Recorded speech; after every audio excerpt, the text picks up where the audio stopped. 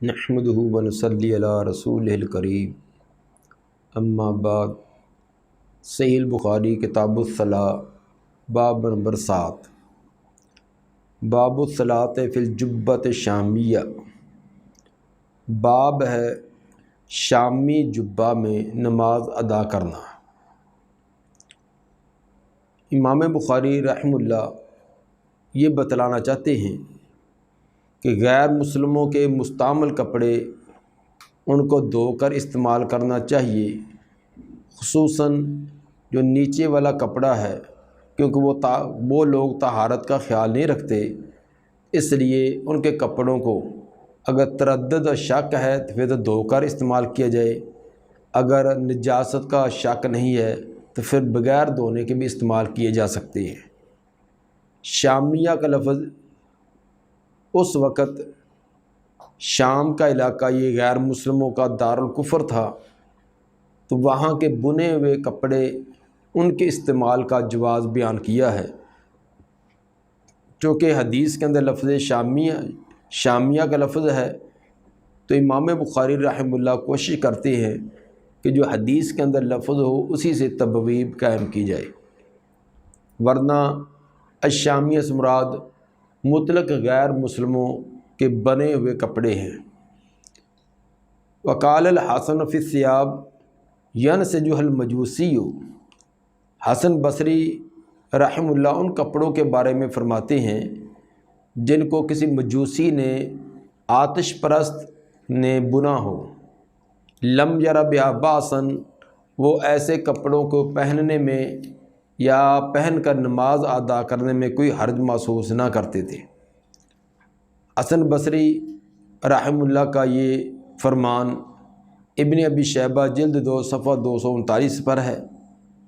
الفاظ یہ کہ لا باس بالصلاۃ فی رداء الیہودی والنصرانی، یہودی اور نصرانی کی ردا، اس کے اندر نماز پڑھنے میں کوئی حرج نہیں۔ ردا وہ چادر ہوتی ہے جو اوپر اوڑھی جاتی ہے، جو نیچے چادر باندھی جائے اس کو ازار، اور جو اوپر اوڑھی جائے اس کو ردا کہتے ہیں۔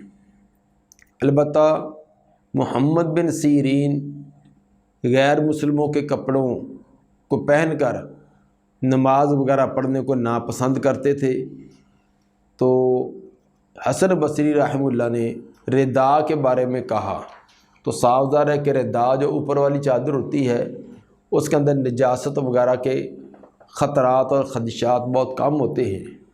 البتہ جو نیچے چادر باندھی جاتی ہے اور نیچے والے حصے پر جو کپڑے پہنے جاتے ہیں، تو غیر مسلم وہ استنجا وغیرہ کا اہتمام نہیں کرتے، بول و براز سے اجتناب نہیں کرتے، اس لیے وہاں زیادہ گمان ان کے نجس ہونے کا ہوتا ہے، اس لیے نیچے والا جو کپڑا ہے اس کو دھو لیا جائے تاکہ کسی قسم کا شکوک و شبہات باقی نہ رہیں۔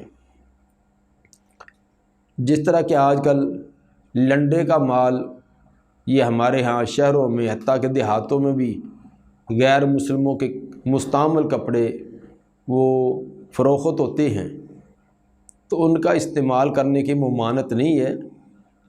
نماز کے لیے ستر عورہ شرط ہے کہ عورے کو ڈھانپا جائے۔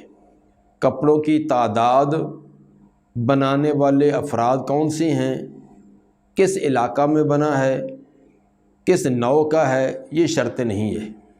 البتہ ممنوع قسم نہ ہو، جو کپڑے ممنوع ہیں وہ نہ ہوں، باقی بنانے والا کوئی بھی ہو، کسی چیز سے بھی بنے ہوں، کسی علاقہ میں بھی بنے ہوں، تو اس کی شریعت نے کوئی پابندی نہیں لگائی۔ وقال معمر رأیت الزہری یلبس من ثیاب الیمن ما صبغ بالبول، امام معمر فرماتے ہیں میں نے امام زہری کو دیکھا وہ پہنتے تھے یمنی کپڑے، یمن کے اندر بنے ہوئے کپڑے ان کو پہنا کرتے تھے، ما صبغ بالبول، جنہوں کو رنگا گیا ہوتا تھا پیشاب کے ساتھ، جو پیشاب کے ساتھ جن کو رنگا گیا ہوتا تھا۔ اصل کے اندر وجہ یہ ہے کہ رنگ چڑھانے کے لیے تیزاب سے مدد لی جاتی ہے۔ تیزاب اگر رنگ کے اندر ملا دیا جائے تو رنگ زیادہ گہرا ہوتا ہے اور دیر پا ہوتا ہے، اور پیشاب کا عمل بھی تیزابی ہوتا ہے۔ تو پہلے دور کے اندر جب تیزاب وغیرہ کی الگ کوئی صورتیں نہ ہوتی تھی، پھر ان چیزوں سے تعامل لیا جاتا تھا۔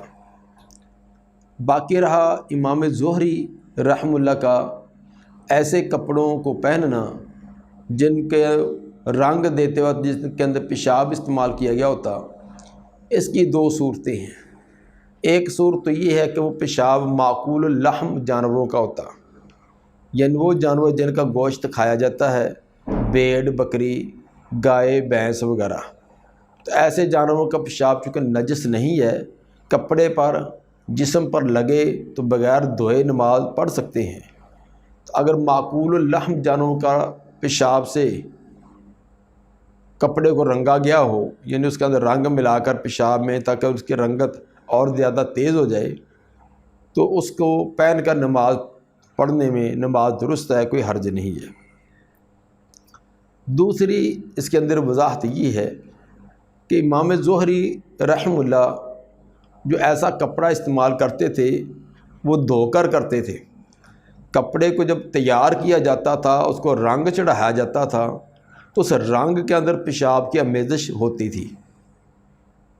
تو جب رنگ ایک بار ہو چکا ہے صاف در، اس کے بعد کپڑا کئی بار دھویا جائے گا، تو ابتدا میں وہ ایک تیزابیت والی چیز اس کے اندر ملائی تاکہ رنگ جو ہے وہ گہرا ہو جائے، دیر پا ہو جائے۔ تو بعد کے اندر جب امام صاحب استعمال کرتے تھے ان کو دھو کر کرتے تھے تاکہ وہ پیشاب کے اثرات اس سے زائل ہو جائیں۔ تو یہ تھی صورت امام زہری رحمہ اللہ کا ایسے کپڑوں کو استعمال کرنا۔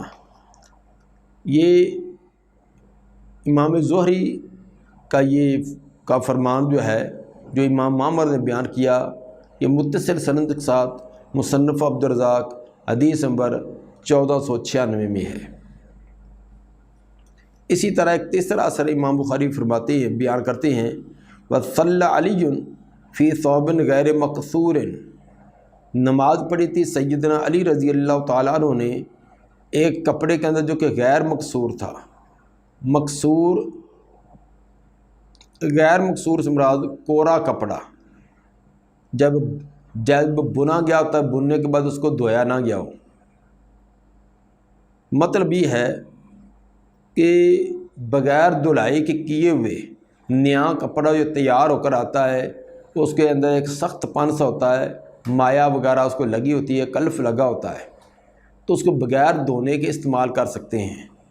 باقی اس کے اندر شکوک و شبہات کا اظہار کرنا کہ پتہ نہیں کس کو جو مایا دی گئی ہے وہ کس چیز کی تھی، وہ حلال تھی، حرام تھی، وہ رنگت دینے والا کون ہے، بننے والا کون ہے، ہاتھ کس کے لگے ہوں گے، یہ شکوک و شبہات کے اندر ملوث ہونے کی ضرورت نہیں ہے۔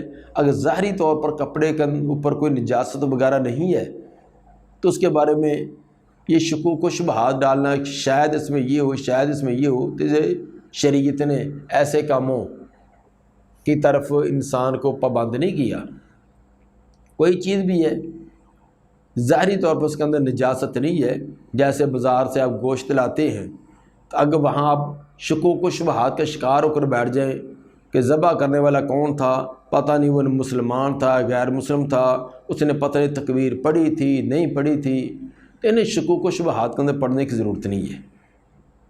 تو چیزوں کو ظاہر پر محمول کرتے ہوئے اس کو حلال اور طیب سمجھے، الا یہ کہ آپ کے پاس کو کبھی قرینہ اور دلیل پائی جائے اس کے حلال، اس کے غیر طیب نہ ہونے کی، اس کے کہ کوئی دلیل سے پتہ چلے کہ واقعی اس کے اندر کوئی نجاست ہے، یہ حلال نہیں، تو پھر تو ٹھیک ہے، ورنہ شکوک و شبہات کی بنا پر اپنے آپ کو توہمات کا مرکز نہیں بنانا چاہیے۔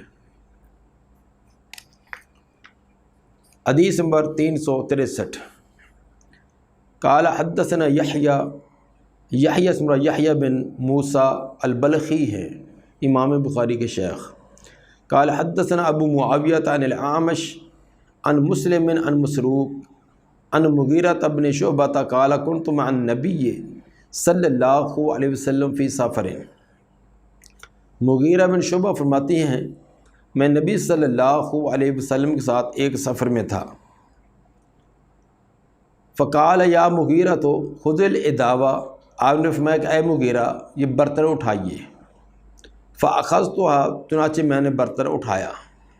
فانطلق رسول اللہ صلی اللہ علیہ وسلم حتی توارى عنی، چلے رسول اللہ صلی اللہ علیہ وسلم یہاں تک کہ ہم سے چھپ گئے۔ اس سے ایک مسئلہ تو یہ ثابت ہوا کہ شاگرد سے یا خادم سے خدمت لینا یہ جائز ہے۔ ویسے گھر کے عام کام آپ خود بھی کر لیا کرتے تھے، لیکن اب پانی کا برتن جو اٹھا کر استنجا وغیرہ کے لیے لے جانا ہے تو آدمی خود بھی آسانی سے اٹھا سکتا ہے، لیکن اس کے باوجود آپ نے خادم کو کہا۔ تو بسا اوقات شاگرد اور خادم کو خدمت کرنے میں اس کو بڑی شوق ہوتا ہے، اور وہ اس ذوق اور شوق کے ساتھ استاد کے پاس بیٹھا ہوتا ہے، تو اس کو موقع دینا چاہیے۔ تو اس کے اندر کوئی زیادہ اپنا تقوی زہد نہیں ظاہر کرنا چاہیے۔ جس طرح کے بعض کہ جوتا شاگرد شرف کے طور پر اٹھانا چاہتا ہے تو استاد اس کو جوتا دیتا ہی نہیں ہے، اس کا جھگڑا ڈالتا ہے، وہ جوتا پکڑتا ہے وہ دیتا نہیں ہے۔ تو یہ اتنا ہی زیادہ تکلف کرنا چاہیے۔ ٹھیک ہے، جان بوجھ کر خود اپنے آپ کو نرم و نازک بنانا اور اپنے آپ کو بڑا بنانا تاکہ اس کا کوئی جوتا بھی اٹھائے، اس کا وہ بیگ بھی اٹھائے، اس کو کوئی اینک بھی اٹھائے، تو یہ نہیں ہونا چاہیے۔ اگر کوئی خود خدمت کے لیے یہ نیکی حاصل کرنا چاہتا ہے تو اس کو موقع دے دینا چاہیے۔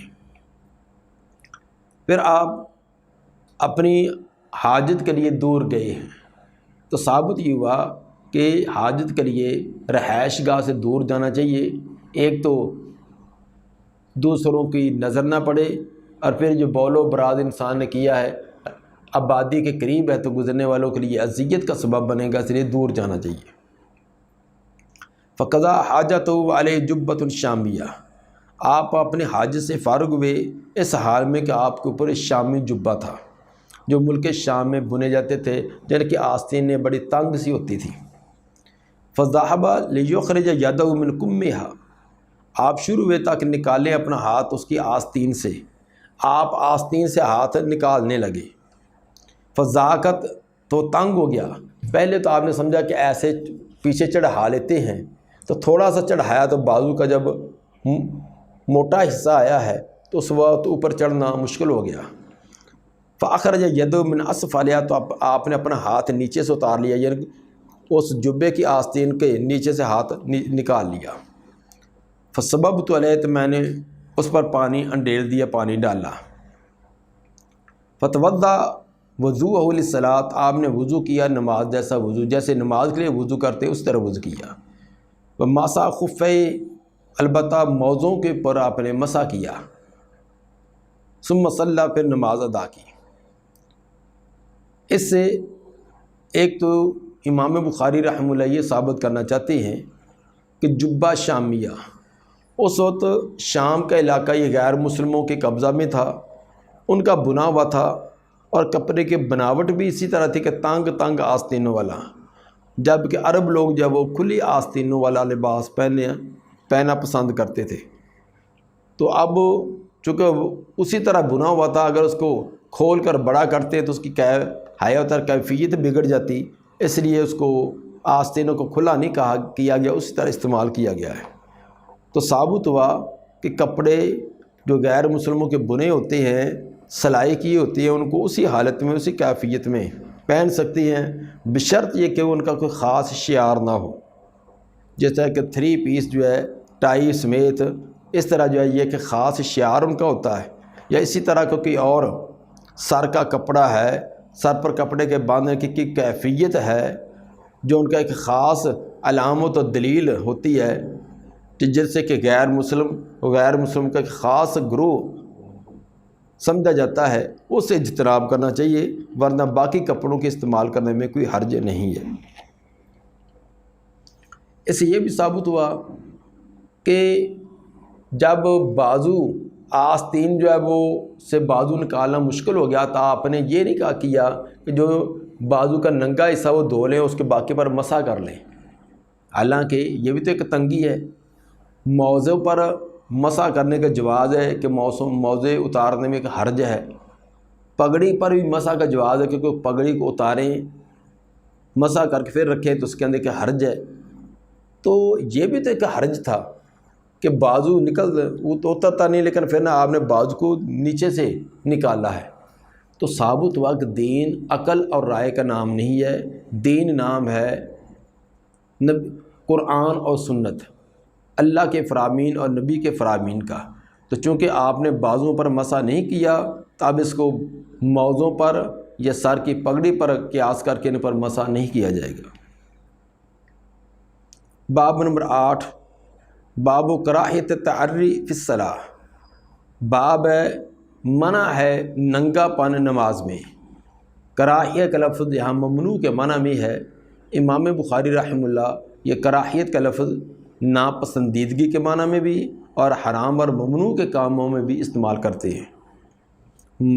باب ہے ممنوع ہے ننگا پن نماز میں، نماز کے اندر کہ عورا وغیرہ ننگا ہو تو یہ جائز نہیں۔ حدیث نمبر 364، حدثنا معطر بن الفضل قال حدثنا روح قال حدثنا زكريا بن اسحاق قال حدثنا عمرو بن دینار قال سمعت جابر بن عبد الله يحدث ان رسول اللہ صلی اللہ علیہ وسلم كان ينقل معهم الحجارة للكعبة وعليه زاره۔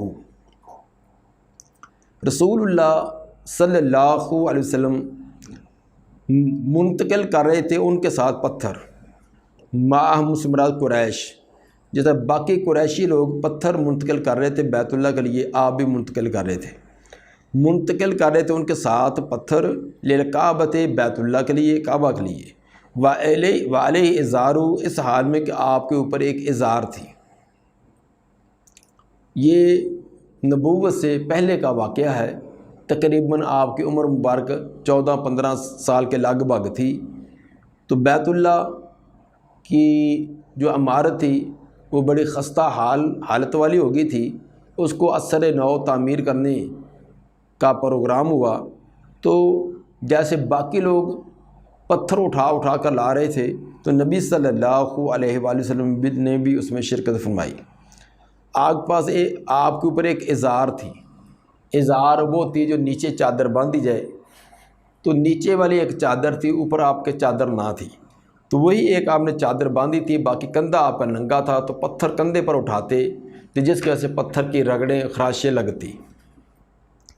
قال له العباس امہ، کہا آپ کو عباس نے، جو آپ کے چچا تھے، آپ کے چچا تھے عباس نے کہا، یبن اخی، بتیجے، لو حللت ازارک، اگر آپ اپنا ازار تہ بند کھول لیں، فجعلت علی منکبیک، اور اس کو اپنے کندھوں پر کر لیں، دون الحجارت، پتھروں کے آگے، کہ اگر آپ چادر کو کھول کر کندھے پر اس کو ڈبل کر کے دورہ تیرہ پن کر کے لگا لیں تاکہ پتھر اٹھائیں تو اس کے رگڑ وغیرہ نہ لگے، تو یہ آپ کے لیے آسانی ہوگی۔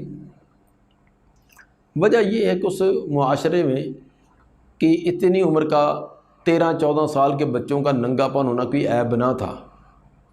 تو ہم نے خود اپنا ابتدائی دور میں دیکھا ہے، آج سے 40-45 سال پہلے کی بات، کہ 10-10 سال کے بچے، 10 سال کے بچے بارش کا ہوتی ہے تو اسی طرح ننگے نہارے ہوتے، اور اسی طرح کھال کے اندر ننگے نہارے ہوتے، تو کوئی یہ اس کو عیب نہ سمجھا جاتا۔ تو اتنی آج تو پیدا ہوتے ہی پیدائش بعد میں ہوتی ہے، پہلے اس کے کئی سوٹ تیار ہوتے ہیں۔ تو اس دور کے اندر یہ کیفیتیں بڑی عمر کے بھی، تو اس وقت یہ کوئی اتنی عمر والوں کو کوئی ایسے عورتوں کے احکام اور مسائل پر بھی ان کی توجہ نہیں ہوتی تھی۔ تو آج کل تو وہ 8-10 سال کے ان کو بھی مردوں اور عورتوں کے احکام کے بارے میں بڑی رسک ہوتا ہے، اور بڑی ان کی دل دادگی ہوتی ہے، اور بڑی ذوق اور شوق سے وہ باتیں سنتے اور کرتے ہیں۔ تو اس دور میں یہ باتیں نہ تھیں۔ تو بہرحال چچا نے یہ مشورہ دیا کہ آپ بھی ازار بند کھول کر کندھے پر رکھ لیں تاکہ پتھر کی رگڑ سے جسم متاثر نہ ہو۔ قال فحلہ، راوی کہتے ہیں آپ نے وہ چادر کو کھولا، فجعلوا علی منکبیہ، تو آپ نے اپنے کندھوں پر کر لیا، فساقط مغشیا علیہ، آپ گر پڑے اس حال میں کہ آپ کے اوپر بے ہوشی تھی، چادر کھولنی تھی تو آپ بے ہوش ہو کر گر پڑے۔ فما رویا بعد ذالک عریانا صلی اللہ علیہ وسلم، اس کے بعد آپ کو کبھی بھی برہنہ حالت میں نہ دیکھا گیا۔ یہ ایک مرتبہ ہی تھا، اس سے پہلے بھی کبھی برہنہ حالت میں نہ دیکھا گیا اور نہ بعد میں، وہ بھی چچا کے کہنے پر آپ نے یہ انداز اختیار کیا تو جس کی وجہ سے بے ہوشی والی کیفیت طاری ہوگی۔ امام بخاری رحمہ اللہ اس سے جو ثابت کرنا چاہتے ہیں، بڑا لطیف سا ایک استدلال ہے۔ باب تھا کہ نماز کے اندر ننگا پن یہ ممنوع ہے، جبکہ حدیث کے اندر تو اس چیز کا تذکرہ نہیں ہے۔ حدیث میں تو صرف یہ ہے کہ آپ پتھر اٹھا کر لا رہے تھے، چچا نے مشورہ دیا، آپ نے چادر کندھے پر رکھ لی تو بے ہوش ہو کر گر پڑے۔ اب یہی امام بخاری رحمہ اللہ کا کمال ہے کہ کس طرح کی استدلال، کتنی گہرائی میں اتر کر استدلال کرتے ہیں۔ استدلال یہ ہے، جب نماز سے خارج، نماز سے باہر اس وقت عورے کا ڈھانپنا لازمی ہے تو نماز کے اندر بالاولیٰ لازمی ہے۔ جب نماز سے خارج میں عورے کا ڈھانپنا لازمی ہے، جس طرح کہ آپ نماز ادا نہیں کر رہے تھے، پتھر لا رہے ہیں، جب اس حالت کے اندر عورے کا ڈھانپنا لازمی ہے تو نماز کے اندر بالاولیٰ لازمی ہے۔ دوسرا یہ کہ جب بچے کے لیے ضروری ہے، نابالغ بچے کے لیے ضروری ہے کہ عورے کو ڈھانپے، تو بالغ کے لیے تو بالاولیٰ ہے، کیونکہ آپ ابھی نابالغ تھے۔ اگر بالغ ہوتے تو کبھی بھی چچا آپ کو یہ مشورہ نہ دیتا۔ تو جب نابالغ کے لیے یہ عورے کا ننگا کرنا درست نہیں ہے تو بالغ کے لیے تو بالاولیٰ ہے۔ تیسرا یہ کہ یہ قبل از نبوت کا واقعہ ہے، جب نبوت سے پہلے ننگا پن یہ درست نہیں ہے تو نبوت کے بعد تو بالاولیٰ یہ درست نہ ہوگا، کیونکہ نبوت کے بعد تو عورے کا ڈھانپنا، ستر پوشی کرنا، اس کی بڑی تاکید کی گئی ہے۔ اور اسی طرح جب نبی صلی اللہ علیہ وآلہ وسلم کے لیے عورے کا ڈھانپنا ضروری ہے تو امت کے لیے بالاولیٰ ہے، کیونکہ آپ جس قدر آپ کی پاکیزگی اور طہارت تھی کہ آپ سے تو کوئی تصور بھی نہیں تھا کسی غلطی کا، کسی شہوت کا، کسی اس طرح کی چیز کا۔ تو جب آپ کا چند لمحات بھی ننگا پن ہونا برداشت نہیں کیا گیا تو امت جن کا اندر شہوت، جذبات اور طرح طرح کے خیالات یہ چیزیں ہوتی ہیں تو امت کے لیے تو بالاولیٰ ہے۔ تو یہ 4-5 طرح امام بخاری نے استدلال کیا کہ عورے کا ڈھانپنا یہ لازمی ہے، خصوصاً نماز کے احکام بیان کیے جا رہے تھے تو نماز کے اندر بھی ڈھانپنا بہت ضروری ہے۔ دعا ہے کہ اللہ تعالیٰ نبی صلی اللہ علیہ وسلم کے فرامین کو کما حق کو سمجھ کر عمل کرنے کی توفیق عطا فرمائے۔ سبحان ربک رب العزت عما یصفون والسلام علی المرسلین والحمد للہ رب العالمین۔